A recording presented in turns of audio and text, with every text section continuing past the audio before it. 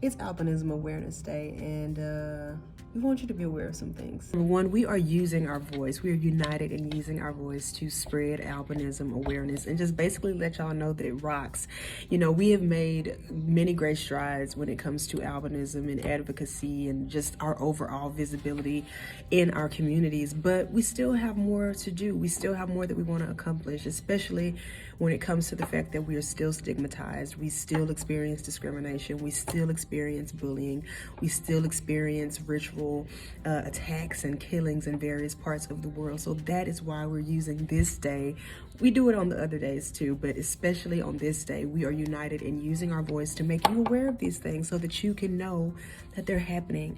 And so if you know someone with albinism who is experiencing these things, or you just want to have more knowledge about it or information about it, then you can always visit the links that will be listed below to find out more information about what you can do to help stop this against people with albinism. Number two, we just want y'all to know that albinism is literally caused by little to no melanin pigment being present in the hair, skin, and eyes of the affected individuals. It's not as hard as some people try to make it seem.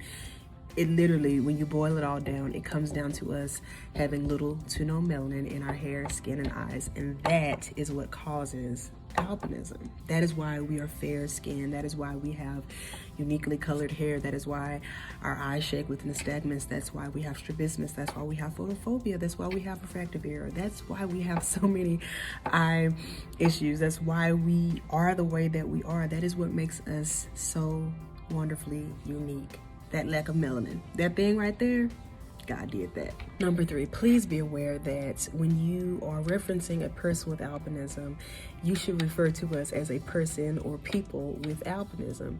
You cannot just walk up to us and call us an albino. You cannot use that word to describe us. Although the word in itself does describe a person who has albinism, as far as society is concerned, that word has been used to talk about us, to belittle us, to bully us, to discriminate against us, to stigmatize us, to take out attacks against us. Many have been killed because of this word and the way that it has been used. So that is why we prefer that you call us a person or people with albinism, unless you get the express consent from someone who says, hey, I don't mind it if you call me an albino, then you are free to do so. But just remember that that is that person, and that does not represent the whole entire community of people.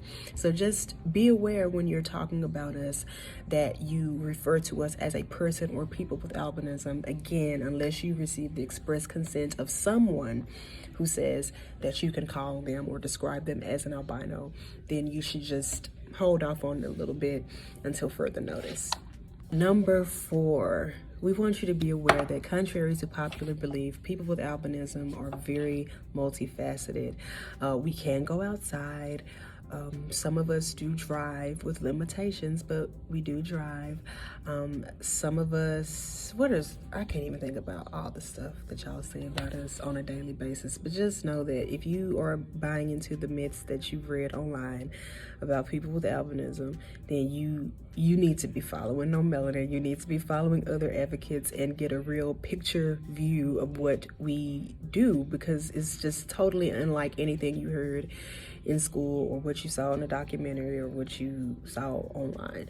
Just no, it's all garbage. So again, you know, we can go outside with sunscreen, with protection, with, you know, doing what y'all do, what everybody else does. We can do these things. So just don't buy into what you hear, okay? Number five, last but not least, just know that we are people. We are humans. We're not ghosts.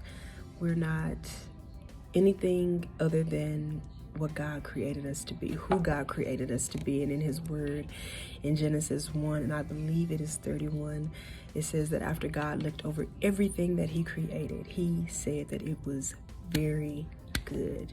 And we are included in this statement because there are no oopses or uh-ohs with God. There are no mistakes with him. Everything that he has done has been so intentional, so on purpose. So that is why we say that we were born this way, on purpose, for a purpose, and that is to do great things with little to no melanin in our hair, skin, and eyes. We will succeed. We are successful.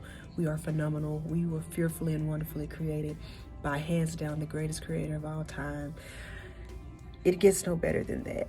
So yeah, you may see our eyes shaking. You may see us wearing eyeglasses and still sitting super close to a chalkboard, or reading a book really close to our face and wonder what's going on.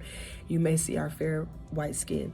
You might see our uniquely colored hair. And you might think that we have no chance to make it in this world because we're so different. You might even think that we're odd. But it's okay, because we know who made us, and we know why we're here, and we know that this is exactly the way that we were supposed to be. And if we had the choice, we would choose to be born this way all over again. I know that I would. I didn't think this when I was 14 years ago. When I was 14 years old.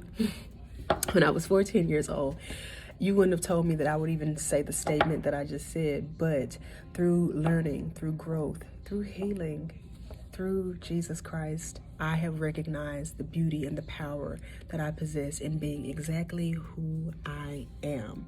So be aware that even if you don't agree with what we do or how we look or what we have to do to make it in life, it's okay. We're still going to be great. We're still going to do great things. We're still going to tear down the odds. We're still going to limit the condition. We're still going to be exactly who God made us to be, okay? So just keep these things in mind and be aware. Also, y'all like our yellow, right?